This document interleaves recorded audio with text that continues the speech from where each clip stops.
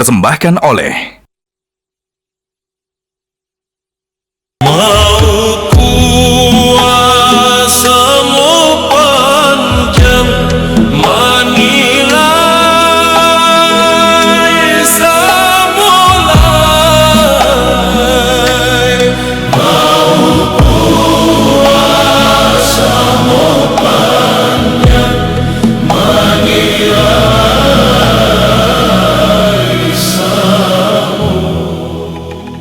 Assalamualaikum warahmatullahi wabarakatuh. Waalaikumsalam warahmatullahi wabarakatuh. Alhamdulillah Bang Gin. Sekarang kita mau bahas apa? Ya sebenarnya banyak sekali falsafah pepatah yang bersifat kearifan lokal dari daerah-daerah di Nusantara. Ya. Kalau ada 600 suku, 600 falsafah. Masing-masing punya 1.000, 600.000. Tapi ada pepatah dari Minangkabau yang relevan untuk kita angkat kali ini ya. Kalau tidak salah berbunyi, mau kua samo panjang, manilai samo laweh.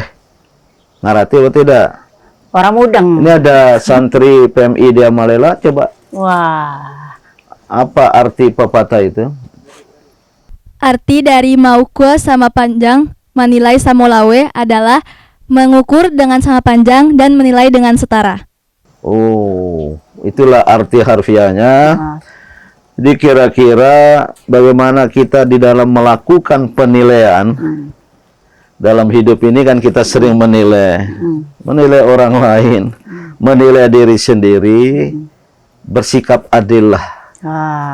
Ya, jadi mengukur sama panjang, menilai sama laweh, yaitu jangan berat sebelah, menilai dengan standar yang sama, ya. Dan oleh karena itu kita harus berkeadilan dalam memberikan penilaian secara objektif, jangan secara subjektif menurut diri kita sendiri. Artinya banyak dari kita ini yang sering terjebak pada subjektivitas dalam dia itu begini, oh begitu, menurut subjek kacamata kita walaupun tidak pakai kacamata. Tapi secara objektif, secara berkeadilan, kira-kira itulah makna dari pepatah dari Ranah Minang ini. Tapi lebih lanjut, wah kita bersyukur sekali nih Bapak Gubernur Buya Malyardi mungkin bisa menjelaskan pepatah ini. Mari kita dengarkan penjelasan dari Tetua Adat Minangkabau, Bapak Gubernur Sumatera Barat. Mau kuas sama panjang, memilai sama laweh. Artinya, dalam bersikap manusia harus adil. Makna filosofis pepatah ini menekankan keadilan, kesetaraan, dan objektivitas dalam bersikap dan mengambil keputusan. Tidak boleh ada standar ganda, baik terhadap orang dekat maupun orang lain, baik yang kuat maupun yang lemah. Penjabarannya dalam kehidupan adat dan sosial. Pertama, keadilan dalam memutus perkara. Pemimpin tidak boleh memihak. Siapapun yang salah tetap salah. Siapapun yang benar tetap dibenarkan. Hukum ditegakkan tanpa pandang bulu. Yang kedua, kesetaraan dalam bermasyarakat. Semua orang diperlakukan setara sesuai hak dan kewajibannya. Tidak ada yang diistimewakan secara berlebihan. Yang ketiga, konsistensi sikap. Aturan harus berlaku sama terhadap semua orang. Bukan keras keluar, lunak ke dalam. Yang keempat, etika kepemimpinan. Seorang pemimpin harus adil, tidak menggunakan standar ganda, dua ukuran dalam menilai kinerja. Ukuran penilaian harus sama, hasilnya harus bermakna. Inti nilainya adil dalam menimbang, lurus dalam menilai, sama dalam memperlakukan.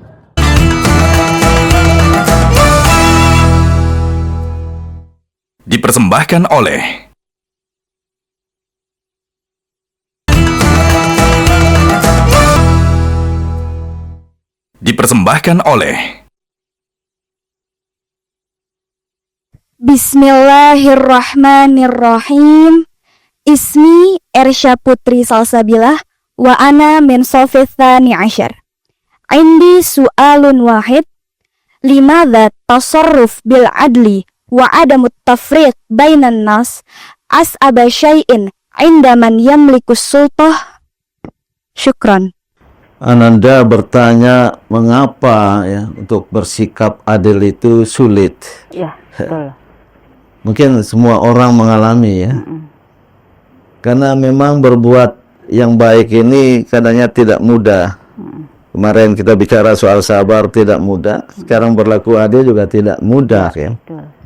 Pertama pada pendapat saya, karena kita tidak menyadari ya, bahwa perintah untuk berlaku adil itu adalah perintah ilahi.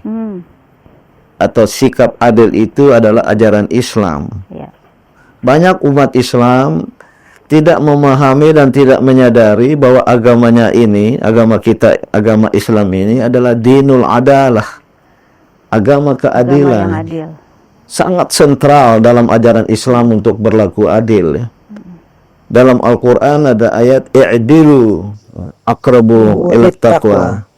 Bersikap adillah, karena sikap adil itu lebih dekat kepada ketakwaan.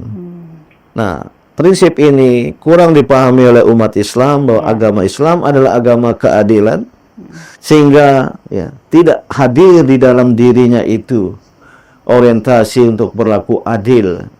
Baik keadilan ketika mengemban amanat sebagai pemangku amanat, sebagai penguasa, atau amanat apapun dalam kehidupan kita ini, atau berlaku adil sebagai kepala rumah tangga, berlaku adil sebagai orang tua terhadap anak-anak, dan berlaku adil terhadap diri sendiri. Jadi mengapa? Alasan pertama adalah karena ketakpahaman, kekurang pahaman terhadap esensi keadilan, dan sekaligus berlaku adil dalam kehidupan ini. Jika kita berlaku adil, maka ya ada keseimbangan, tidak ada ketimpangan, sehingga tidak membuat masalah bagi orang lain. Mengapa yang kedua? Jawabannya itu adalah karena ya, sering kita terlena ya, dengan amanat yang sedang kita emban.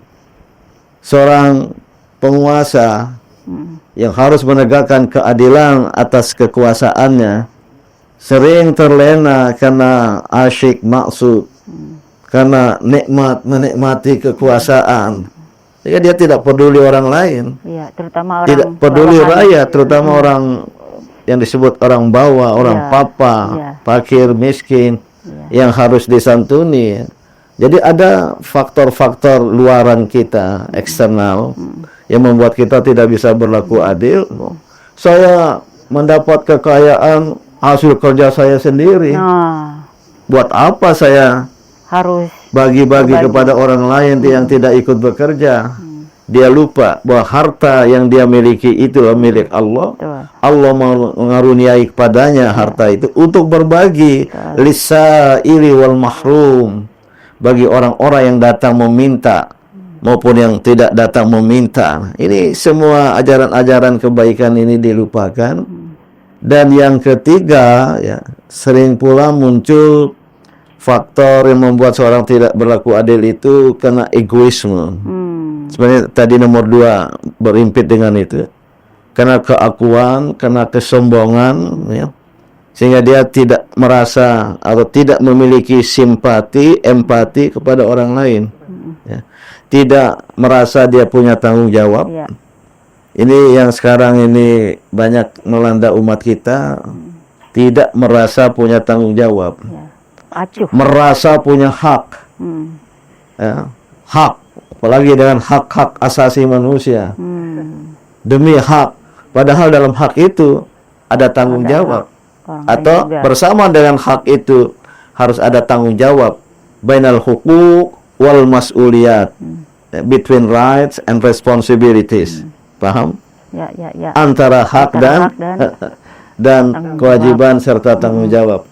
Inilah antara lain faktor-faktor yang menyebab semua manusia itu tidak berlaku adil.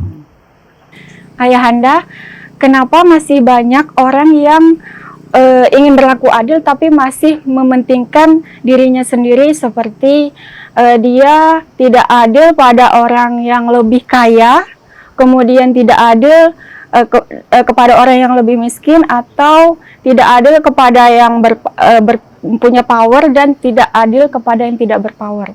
Iya, tadi sudah saya isyaratkan, seseorang tidak berlaku adil itu karena egoisme, karena keakuan. Ya, kalau dalam konteks orang kaya yang tidak berlaku adil untuk memberi penyantunan kepada kaum fakir miskin, mengeluarkan zakat, karena ego. Ini adalah hartaku sendiri. Mereka tidak punya andil dalam datangnya harta ini. Sama juga dengan seorang penguasa, ya. Seorang penguasa merasa dirinya wah hebat, ini adalah hasil karyaku sendiri, saya terpilih. Maka oleh karena itu ya egoisme inilah yang sering menutup ya rasa simpati, empati dan solidaritas sosial kita kepada orang lain.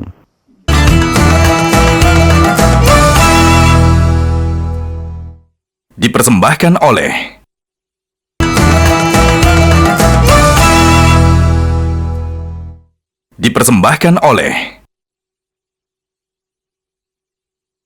Mas Din, kondisi zaman kita saat ini di Indonesia khususnya dan di dunia, keadilan ini adalah suatu hal yang sangat penting bahkan dalam kehidupan sehari-hari. Kita melihat banyak sekali kepentingan-kepentingan di antara masyarakat kita, memudahkan membuat orang bergeser dari nilai keadilan. Nah, bagaimana kita ini mengatasi hal ini supaya kita ini bisa memegang erat bahwa keadilan itu justru sebagai solusi terbaik dari segala sisi.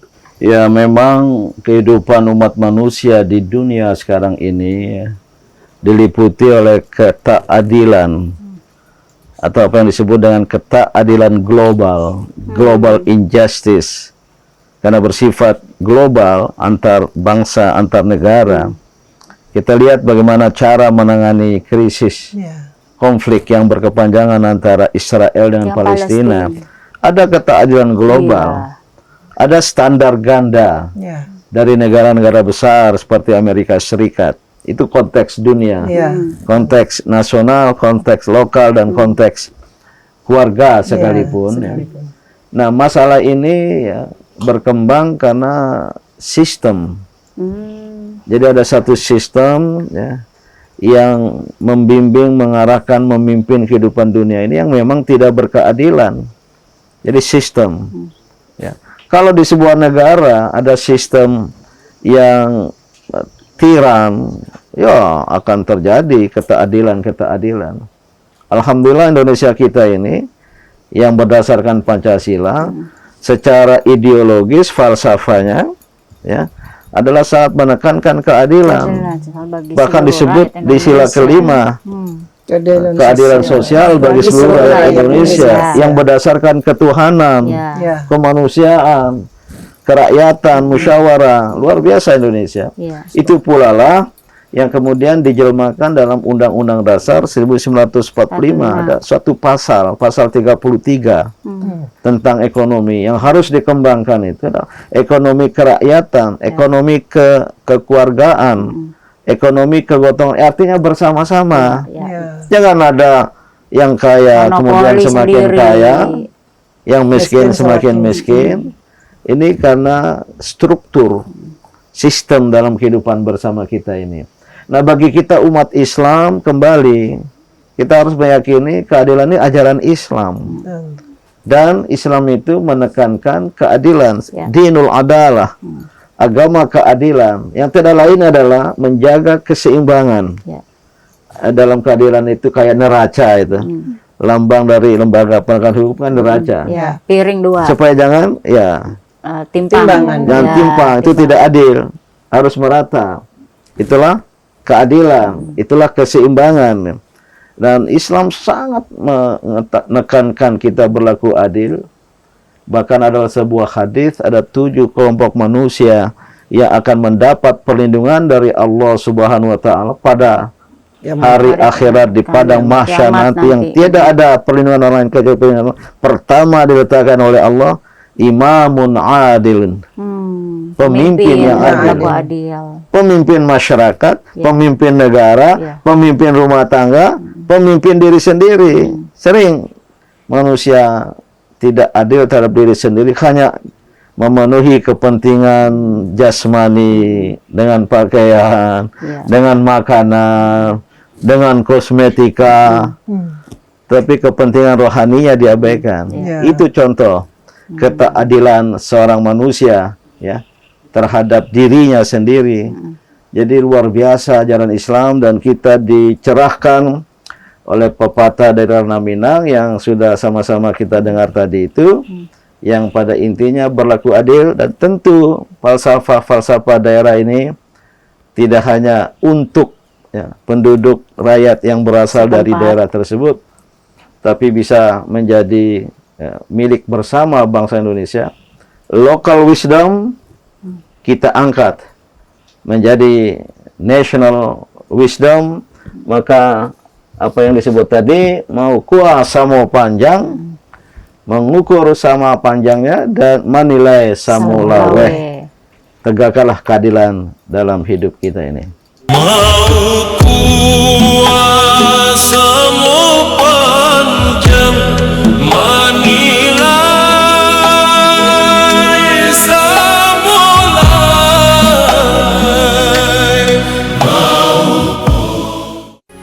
Metro TV.